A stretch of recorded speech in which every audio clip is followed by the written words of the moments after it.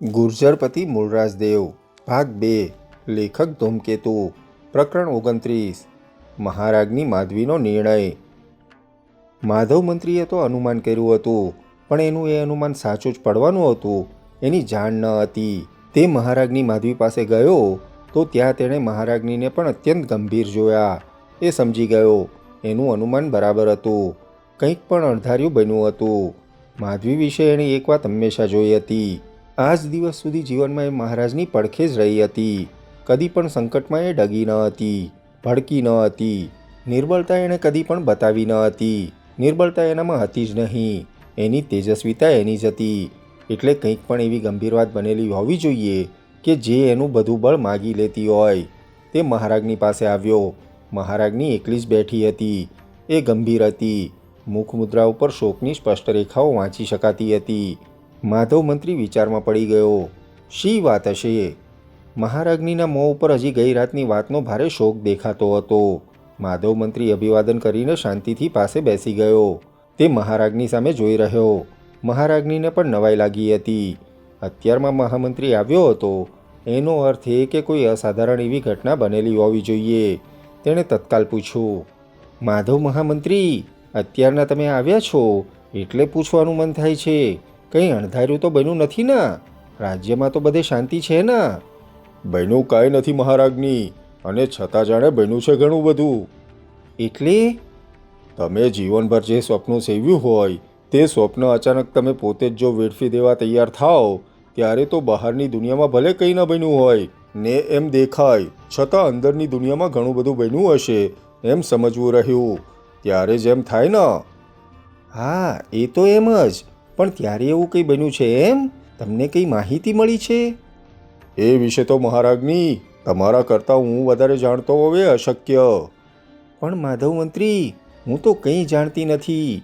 મેં કંઈ બન્યું જાણ્યું નથી. મારી જાણ પ્રમાણે કંઈ બન્યું નથી. મહારાજની બા, વાત કેટલીક વખત છાની રહેતી નથી. શું બન્યું છે જાણે વગર કહે સૌ કળી જાય છે, અને દિવસો પણ જાણે છે એ રાત વિના બીજા કોઈ પાસે ગંભીર વાતો હોતી નથી. આ વાત એવી ગંભીર છે, મહારાજની બા પોતે એ જાણે છે. હું એ જાણવા માટે જ આવ્યો છું. એ મને જણાવવા યોગ્ય મહારાજની બાને જણાતી હોય તો મને જણાવે. પછી જણાવવાનું બહુ મોડું થઈ પડશે. મહારાજની બા પોતે જે વાત જાણે છે બીજું કોઈ જાણતું નથી. મહારાજની માધવી માધવને આમ સ્પષ્ટતાથી બોલતો સાંભળીને ઘડીભર તો સ્તબ્ધ જ થઈ ગઈ. એ મનોમંથનમાં પડી ગઈ. માધવની વાણી એવી હતી કે જાણે રાતની તલેતલ વાતે જાણતો હોય. એના મનમાં શંકા આવી ગઈ. આ વાતે જાણતો હશે? પણ એટલી શંકા મનમાં આવી એટલે મન પોતે જ જાણે એને કહી રહ્યું, આ કંઈક જાણતો લાગે છે. પણ તો શી રીતે જાણતો હોય? કોઈએ વાત કહી હોય? કોણે કહી હોય? મહારાજે? માધવી વધારે ગંભીર બની ગઈ. એના મનમાં અચાનક જ વિચાર આવી ગયો, પણ તો મહારાજ પોતે ગઈ રાતની વાત જાણી શક્યા હોય, અને તો આખી વાત નવી જ મુશ્કેલી ઊભી કરી દેશે. એ જરાક ગભરાટમાં પણ પડી ગઈ. એને જાણે હવે મનમાં ચોક્કસ લાગવા માંડ્યું કે માધવ આ વાત જાણે છે. કહી ગમે તેણે હોય, એટલે બીજું કોઈ આ વાત જાણે છે એવી એને ખાતરી થવા માંડી. તેણે અચાનક જ કહ્યું, માધવ મંત્રી, રાજમહાલયના દ્વારપાલોમાંથી તમને કોઈ મળ્યો હતો? દ્વારપાલ તો તમારા મને મળે છે મહારાજની. હંમેશા મળે એવો મેં નિયમ જ રાખ્યો છે. આવડું મોટું રાજ સંભાળવાનું છે. કોણ આવ્યું કોણ ગયું એ જાણતો ન રહું તો એક દિવસ હું સૂતો જ વેચાઈ જાઉં ને કાંઈનો કાંઈ ફેરફાર થઈ જાય. મહારાજની બા, મહાઅમત્યનું પદ જ મારે માટે એ વસ્તુ આવશ્યક બનાવે છે કે હું રજેરજ વાત જાણું. અને હું તમને કહું છું, હું રજેરજ વાત જાણું પણ છું. મારે જાણવી જ જોઈએ. એ મારું કર્તવ્ય છે. એ જ મારી રાજનીતિની આધારશિલા છે. તમે પૂછ્યું એટલે આ સ્પષ્ટતા કરું છું. બાકી મારે તો બધું જાણવા છતાં તમારી પાસેથી જ જાણવાનું હોય. પણ આટલી બધી સ્પષ્ટતાથી આ વાત કરવા માટે મને મહારાજની ક્ષમા આપે. નાના માધવ મંત્રી, આમાં ક્ષમા કે ન ક્ષમાની વાત નથી. તમે મહામંત્રી છો, પણ તમે અમારા સ્વજન છો. તમારાથી અજાણી વાત રાખવાનો કોઈ પ્રશ્ન જ નથી. જેવો મહારાજ જેવો ચામુંડ, જેવી વાંચીની એવા તમે. મહામંત્રી ખરા, પણ તમે સ્વજન પહેલાં. એટલે તો મહારાજની બા, હું તમારી પાસે જ પહેલો દોડ્યો છું, મહારાજ પાસે પછી. મહારાજ પાસે તો હજુ મારે જવાનું છે, પણ કંઈક બન્યું છે. વીર ચાપોતકટે કહેતો હતો, અભય ચાવડાએ એ વાત કરી. મહારાજે એમને અત્યારમાં જ બોલાવ્યા હતા. મહારાજની વાત તો ઘણી ગંભીર છે, ઘણા ગંભીર પરિણામ લાવનારી છે. મહારાજની આવી વાત જાણીને જ હું તમારી પાસે દોડ્યો. મહારાજ પાસે તો પછી જવાશે. મહારાજે આ બંનેને બોલાવ્યા હતા કેમ, એ પોતે જ તમને કહેશે. કેમ? કોને બોલાવ્યા હતા? મહારાજ્ઞીના અવાજમાં ગભરાટ દેખાયો. વીર ચાપોદકટને અને અભય ચાવડાને, એ બંનેને. પણ હતું શું? શું કરવા બોલાવ્યા હતા? તેઓ હમણાં આવવાના છે કે આવી રહ્યા હશે. મહારાજની બા પાસે તેઓ વાત કરવા માગે છે. એમની પાસેથી જે તમે સાંભળજો. તો પણ વાત શાની છે માધવ મંત્રી? ત્યારે એવું બન્યું છે મહારાજની બા કે મહારાજ પોતાનું આખા જીવનનું સ્વપ્ન હવે છિન્નભિન્ન કરી નાખવા માગે છે. સ્વપ્નું છિન્ન ભિન્ન કરવા માગે છે? એટલે રાજ છોડી દેવા માગે છે એ વાત છે ને, કે બીજું છે કંઈ? એવું કંઈ તો બન્યું નથી. એવું કંઈ જ બન્યું નથી. ત્યારે મહારાજની બા, મહારાજે અહિપત રાજકુમારને બોલાવ્યો છે. અહિપત રાજકુમાર? સામંત ચાવડાનો. હા, શું કરવા? શું કરવા એને બોલાવ્યો છે? એ તો જેટલી તમને ખબર એટલી મને ખબર. ચાપોદકટને પણ ખબર નથી કે શા માટે બોલાવ્યો છે. માત્ર મહારાજની વેદના અસહ્ય છે. એમને ભૂતકાળના જીવનની રેખાએ રેખા ભૂંસી નાખવી લાગે છે. કદાચ શિલ્પી ગંગાધરની વાતે જ એમને આમ કરવા પ્રેર્યા હોય. જે હોય તે, એમણે અહિપત ચાવડાને બધું સોંપી દેવા બોલાવેલ છે. આ બે, અભય ચાવડો અને ચાપોદકટ વીર એટલા માટે જવાના છે. પણ છે શું માધવ મંત્રી? આ શી વાત છે? આવી વાત કોણ કરે છે? શા માટે આવી વાત ઊભી થઈ ગઈ છે? ગંગાધર શિલ્પીએ તો એવું કંઈ કહ્યું નથી. મહારાજ કંથળીનાથ કે જોગી વૈજલદેવ તો મહારાજને દોરી રહ્યા નથી. આ શું બન્યું છે માધવ મંત્રી? આ તો હું તદ્દન નવી જ વાત સાંભળું છું. મને પણ નવી જ વાત લાગે છે અને નવી નવાઈની લાગે છે. પણ વાત ત્યાં છે, પણ વાત આવી છે. એટલે ક્યાંથી આવી, કેમ આવી, કોણે પ્રેરી, શા માટે પ્રેરી, આનો અંત શો, એ બધી વિચારણા તો હવે આપણે કરવાની છે. પણ તમે આમાં કંઈ જાણતા હો તો મને કહો. વિચારણા એ પ્રમાણે થાય. બાકી આ વાત ભયંકર છે. એ તો ગુજરાતને રોળી ટોળી નાખશે, સ્વપ્ન વેડફી નાખશે, જીવન સીધી ધૂળ થશે. પણ વાત આ છે. માધવ મંત્રી, મને લાગે છે. માધવી આગળ બોલતા અટકી ગઈ. યુવરાજ ચામુંડના દોષની વાત આ જાણે એ એને ઠીક ન લાગ્યું. પણ માધવ તત્કાલ સમજી ગયો. કોઈક વાત છે, કૌટુંબિક વાત જ છે. એવી વાત ન કઢાવવાથી પણ ઘણી વખત વાતનો કોયડો ઉકલે છે. એટલે એણે મહારાણીને કંઈ પણ કહ્યું નહીં. કેવળ એ મહારાજની સામે જોઈ રહ્યો. છેવટે એ બોલ્યો, મહારાજની બા, વાત ગમે તે હોય, મહારાજને એ વાતનો આઘાત થયો છે એ ચોક્કસ. એમને વેદના તો હતી જ, ભૂતકાળ જાગ્યો હતો. એ ભૂતકાળના ભણકાર ઘડી પળે સંભળાતા હતા. એક રીતે સાચા સંન્યસ્ત જીવનની ભૂમિકા હતી. તેથી આપણે એમની એ વેદનાને સમજીએ. આ રુદ્રમાળના ભવ્ય મહાલયની રચના માટે ગંગાધર જેવા શિલ્પીને સાધ્યો. પણ વાત ગમે તે બની હોય, તમે પોતે જેનો ઉકેલ લાવશો તો ઉકેલ આવશે. બીજો કોઈ આનો ઉકેલ લાવી નહીં શકે. અને મહારાજ જે કરવા ધારે છે તે કરશે. તો બીજું કંઈ નહીં. આ ગુજરાત દેશ છિન્નભિન્ન થઈ જશે. બીજા એને લૂંટી જશે. તમારું કર્યું કરાવ્યું ધૂળ મળશે. ચૌલુક્યોની પરંપરા સ્થપાયા પહેલાં જ આથમી જશે. મહારાજની માધવી ગંભીર બની ગઈ. માધવ મંત્રીની વાત સાચી હતી. મહારાજનું પગલું એવું હતું. પણ મહારાજને આ સૂઝ્યું શું હશે? આવું કેમ સૂઝ્યું હશે? એ વિચારમાં પડી ગઈ. એટલામાં દ્વારપાલ દેખાયો. તે બે હાથ જોડી રહ્યો. મહારાજની બા, વીર ચાપોદકટને સેનાપતિ અભય ચાવડા આવ્યા છે. આ તેઓ પોતે જ આવ્યા. લ્યો, તેઓ હવે બરાબર વાત કહેશે. એમને અહીં જ લાવ. દ્વારપાલ નમીને ગયો. થોડી જ વારમાં બંને ત્યાં આવતા દેખાયા. બંને જણા આવીને ત્યાં અભિવાદન કરતા બેઠા. તેઓ જેવા બેઠા કે તરત જ મહારાજની માધવીએ એમને સીધો જ પ્રશ્ન કર્યો. વીર ચાપોદકટ, તમે અહિપત ચાવડાને બોલાવા જાઓ છો, એ સાચું? હા મહારાજની બા. શા માટે? મહારાજની આજ્ઞા છે. ચાપોદકટે ટૂંકો જ જવાબ વાળ્યો. એ મને માધવ મંત્રીએ કહ્યું, પણ મહારાજ શા માટે આવી આજ્ઞા આપે છે? એ મહારાજ સિવાય બીજું કોણ કહી શકે? પણ અહિપતને બોલાવીને કરવું છે શું? એ પણ મહારાજ સિવાય બીજું કોણ કહી શકે? તમે જાણતા હો તો અમે જાણવા માટે આવ્યા છીએ જતા પહેલા. ચાપોદકટના જવાબ ટૂંકા પણ સચોટ હતા. ગમે તે વાત બની હોય છતાં મહારાજની મહારાજને મળવા દોડે એવા એ જવાબ હતા. માધવને એ જ જોઈતું હતું. કંઈક કૌટુંબિક ઘટના બની ગઈ હતી એટલું એ સમજ્યો હતો. એ ઘટના પ્રગટ કરવા મહારાજની તૈયાર ન હતી એ સમજ્યો હતો. એ ઘટનાને લીધે મહારાજનો આવો નિર્ણય તત્કાલ લેવાયો હતો એમ જણાયું હતું. એ પણ એને સ્પષ્ટ લાગતું હતું. એ ઘટના કૌટુંબિક વાતની હોય, પોતે ન કઢાવે એમાં ઔચિત્ય રહેતું હતું. પણ તે છતાં આ વાત તો દટાઈ જ જવી જોઈએ એ પણ એ સમજતો હતો. એટલે એણે મહારાજનીને જ વાતમાં વિશેષ આગળ જવા પ્રેરી. મહારાજની બા, આ વાત તમે જ હાથમાં લઈ લ્યો એ ઠીક છે. એની ચર્ચા થાય એ પણ ઠીક નથી.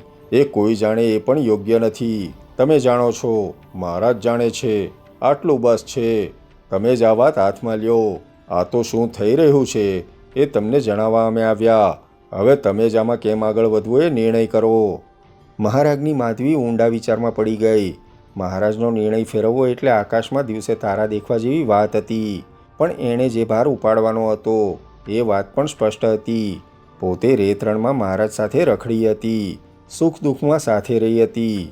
આજની વાત પણ એવી છે એમ એણે માનવું રહ્યું.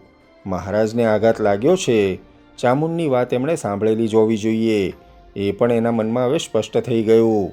એટલે આજે મહારાજના આંતરિક જીવન સાથે એણે પોતાના જીવનનો મેળ મેળવી લેવાનો હતો. એક રીતે એને સંસાર જીવનની જાણે પરાકાષ્ઠા દેખાતી હતી. તે તૈયાર થઈ ગઈ. માધવની વાત બરાબર હતી. આ તો ચામુંડ યુવરાજનો જ પ્રશ્ન બનતો હતો.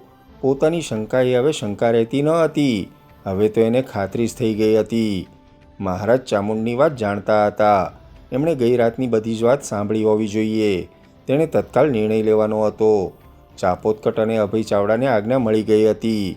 ગમે તે પડે તેઓ ઉપડવાના. મહારાજની તરત ઊભી થઈ ગઈ. એના મોં ઉપર દુઃખ હતું, પણ દ્રઢ નિર્ણય પણ હતો. માધવ મંત્રી, એણે ઉતાવળે જ કહ્યું, આવો ત્યારે જઈએ. તમે મહામંત્રી છો, પણ મારા માટે તો સ્વજન પણ છો. તમે સાથે આવો. આ વાત અટપટી છે, ગંભીર છે.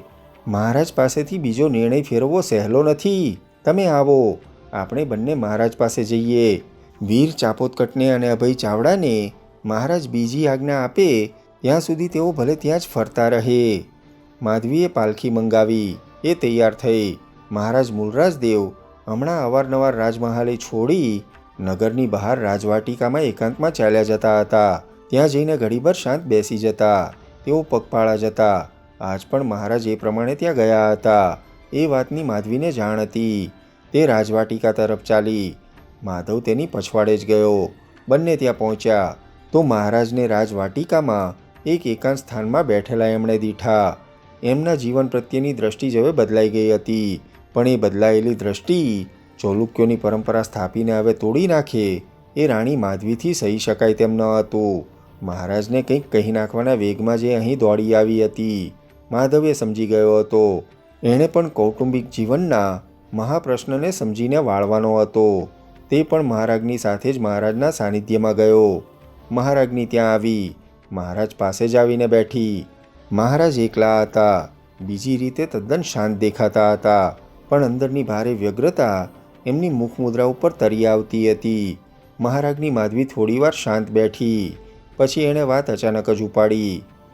મહારાજ, એવું શું બન્યું છે કે મહારાજ પોતાના જીવનના સમગ્ર પરાક્રમને હવે છિન્ન ભિન્ન કરી નાખવા માગે છે? આવી નિર્બળતા મહારાજ તમારામાં ક્યાંથી આવી? એ શું કોઈ મહાન ત્યાગ છે? પણ શું છે મહારાજની? શાની વાત છે? તમે તો જાણે અદ્ધરથી જ કંઈક વાત ઉપાડો છો, એટલે શી સમજ પડે? તમે મહારાજ ચૌલુક્યની પરંપરા અહીં પહેલાં જ સ્થાપી છે. હવે શું એ વેડફી દેવા માગો છો? પરંપરા ચાલે તેમ તમે ઈચ્છતા નથી? અદ્ધરથી વાત ન ઉપાડું તો શું કરું? ભવ્ય પરંપરા સ્થપાય ને ધરતીની શોભા જેવી વ્યક્તિઓ એમાં આવે. એને શું તમે સંસારનું બંધન માનો છો? આવી ભયંકર સાધુ વાતની વાત તમને કોણે કરી છે? મને કોઈએ વાત કરી છે? ના દેવી, એવું કંઈ નથી. પણ વાત તમારી શી છે એ હું હજી સમજ્યો નથી. તો હું સીધી રીતે સમજાવું. તમે ગઈ રાતે મહારાજ કંઈ વાત સાંભળી હતી? ક્યાં? રાજમહાલીમાં, મારી અને યુવરાજ ચામુંડ વચ્ચેની. મૂળરાજ નવાઈ પામી ગયો. પોતે વીર ચાપોદકટને વાત ગુપ્ત રાખવા કહ્યું હતું, પણ ચાપોદકટે જ આ વાત કરી લાગે છે. એણે દ્રઢતાથી જવાબ વાળ્યો. જુઓ મહારાણી, આ છે હવે મારા અંદરના જીવનની વાત. મારે ભૂતકાળની રેખાએ રેખા ભૂંસી નાખવી છે. મારો આ નિર્ણય છે. રાજ અહીપતનું છે, એને સોંપી દેવાનું છે. મેં મામાનો વિશ્વાસઘાત કર્યો હતો. મામાનો નહીં, પિતાતુલ્ય મામાનો. એમણે કેટલા પ્રેમથી મને મોટો કર્યો હતો, તમને ક્યાંથી સમજાય. એટલે મામાની થાપણ મારે એના રાજપુત્રને પાછી આપી દેવી છે. મહારાજ, એ વાત તમે ઘણી વખત મને કહી છે. તમને અંદરના જીવનને ઘડવાનો અધિકાર છે, પણ જે પરંપરા સ્થાપી છે ચૌલુક્યોની, એ વેડફી નાખવાનો અધિકાર નથી. એ પરંપરા તો તમે નહીં, મેં પણ પ્રગટાવી છે. રાજ ચામુંડ યુવરાજનું છે. એ રાજ હવે તમે લઈ શકતા નથી. આવી નિર્બળ સાધુતા એ સાધુતા જ નથી મહારાજ. આ રાજ સ્થાપનામાં હું તમારી સાથે રહી છું. મેં પણ રણરીતમાં રખડપટ્ટી કરી છે. મારો પણ ચૌલુક્ય વંશના રાજનિર્માણમાં ભાગ છે. હું એ નહીં માનું. એ આપણો પુત્ર એકનો એક છે, પરાક્રમી છે. એ પરંપરા જાળવવાની શક્તિ ધરાવે છે. શા માટે મહારાજ અહીપત ચાવડાને બોલાવે છે? એનું જાણે આપણે ઝૂંટવી લીધું હોય ને પાપ કર્યું હોય એવી આ વાત મહારાજના મનમાં આવી ક્યાંથી? રાજ ચામુંડનું છે, એનું જ રહેશે. હું એની પડખે ઊભી છું. પણ દેવી, શું તમારો પુત્ર એ મારો પણ પુત્ર નથી? શ્રીમાલમાં એ તો ફરી જમાવટ કરશે. એ તો પરાક્રમી છે, પણ મારે જીવન શુદ્ધિ કરવી રહી. મારે અહીપતને રાજ સોંપવું રહ્યું. મારે સંન્યાસી ધર્મની ભૂમિકા તૈયાર કરવી રહી. મારે મારી અંતર્વેદનામાંથી મુક્ત થવું રહ્યું. હું મારા સમગ્ર જીવનને છેલ્લો પલટો આપવા માટે આ કરું છું, એમ માનો. મહારાજ, ત્યારે હું તમને કહી દઉં, ચામુંડને રાજ પરંપરા સોંપાય એ તમારો જીવન ધર્મ છે. આ નહીં, આ તો નિર્બળતા છે. આ નિર્બળતાને તમે જીવન ધર્મ માનો છો, જીવન શુદ્ધિ માનો છો. તમે જે કર્તવ્ય હતું તે કર્યું, એ માટે આ નિર્બળતા. તો સંસાર તંતુ ચાલે છે રીતે. એવો કોણ સાધુડો તમને મળ્યો જેણે આ નિર્બળતા તમારામાં પ્રેરી? આ સાધુડા તો સંસારનો તંતુ તોડવા માટે જાણે કે આત્માના ઉદ્ધારની વાતો કરતા ફરે છે. પણ ઉદ્ધાર તો આમાં છે. તજવાનો વખત આવે ત્યારે તજવામાં, અને તે તમે કરો છો. માધવ મંત્રી આ બધું અત્યાર સુધી સાંભળી રહ્યો હતો. તેણે હવે આ વાતનો અંત લાવવા માટે કહ્યું. મહારાજ, ત્યારે અહીપત ચાવડાનો જવાબ શું હશે એ કહી દઉં. એ આ પ્રમાણે જશે. એણે કચ્છમાં ધમાલ મચાવી હતી. થોડો વખત એ યાદ કરો. એ પણ ચાવડો છે. એની પરંપરામાં યોગીરાજ જેવા થઈ ગયા છે. એ જવાબ આ વાળશે, કહેશે, હું બ્રાહ્મણ નથી કે દાન લેવા નીકળું. હું તો મેળવશે તો તલવારની ધાર ઉપર. મારા બાપનું રાજ પાછું મેળવીશ. નહીં મેળવાય તો એમાં રાન રાનને પાન પાન થઈ જઈશ. મને એમાં મજા છે. બાકી હું ભિક્ષુક નથી કે તમે દાન આપો ને હું લઈ લઉં. તમે મહારાજ નાહકનો એક શત્રુ ચામુંડને માટે ઊભા કરતા જશો. ચામુંડ રાજ જુવાન હશે. દોષ કંઈ થયો હોય તો થાય, પણ એમાં આવી વાત એ અતિ છે. આપણે કંઈ ફેરફાર હવે કરી શકતા નથી. એ ફેરફાર તો આ રાજ છિન્ન ભિન્ન કરી નાખે. અહીપત ચાવડો છે ત્યાં ઠીક છે, એને જાગૃત કરવા માટે તમે આ બંનેને મોકલો છો. આ તો છાણે ચડાવીને વીછી ઘરમાં આણો છો. મહારાજ ફરી વિચાર કરે. આ વાત આમ ન થાય. સૌનું હિત એમાં છે. પણ તો માધવ મંત્રી, હું બીજી રીતે મારી જીવન શુદ્ધિ મેળવીશ. બાકી હું અંતિમ પળે પાછો પડવા માગતો નથી.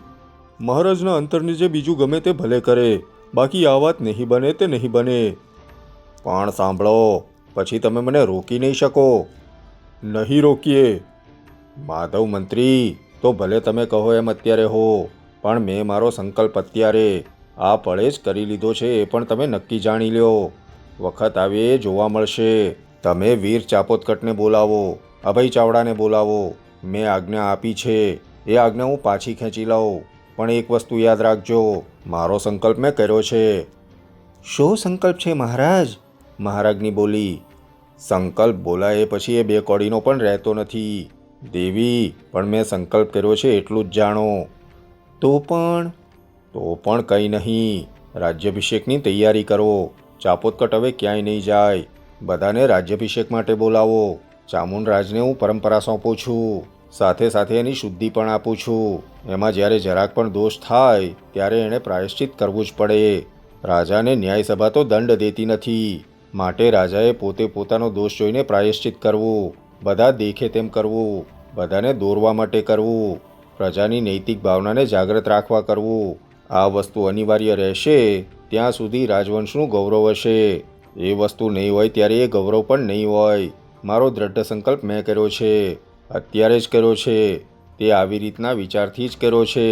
આટલું તમે જાણી લ્યો ને ચામુંડ યુવરાજને પણ તમે જણાવી દો. એ જે પરંપરા મેળવે છે તેમાં રાજાએ પોતાના દોષનું પ્રાયશ્ચિત કરવાની વાત છે એ જાણી લે. એણે જાણી તો છે, તમે જણાવી પણ છે, પણ મારા તરફથી આટલી વિશેષ વાત પણ જાણી લે. રાજત્યાગમાં જ દોષનો સંપૂર્ણ ન્યાય આવી જતો નથી. એણે હવે દોષ થાય તો રાજત્યાગ તો કરવો જ પડશે, પણ દેહદંડ પોતાને હાથે પોતાને દેવો રહેશે. પરંપરા આ સ્થપાઈ છે. હવે ચાપોતકટને બોલાવો. ચાપોતકટને બોલાવવા માટે તો તરત માણસ ગયો, પણ મહારાજની મહારાજની વાત સાંભળીને અત્યંત ગંભીર બની ગઈ હતી. એને મહારાજની વાતમાંથી ભવિષ્યની કોઈ અદૃશ્ય દેહદંડની વસ્તુ ઊભી થતી જણાઈ. તે ગંભીર બની ગઈ. મહારાજ, છેવટે એણે હાથ જોડીને કહ્યું, ત્યારે હું પણ તમને કહી દઉં, મેં પણ એક સંકલ્પ કર્યો છે. શો સંકલ્પ દેવી? મહારાજ, રાણી માધવી મંદ હસતા બોલી, સંકલ્પ બોલાય પછી એ બે કોડીનો પણ રહેતો નથી.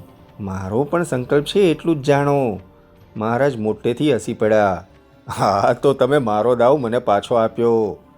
બીજું શું થાય મહારાજ, મારો સંકલ્પ મેં લઈ લીધો છે એટલું મહારાજ જાણે. એટલામાં બંને ચાપોતકટ આવતા દેખાયા.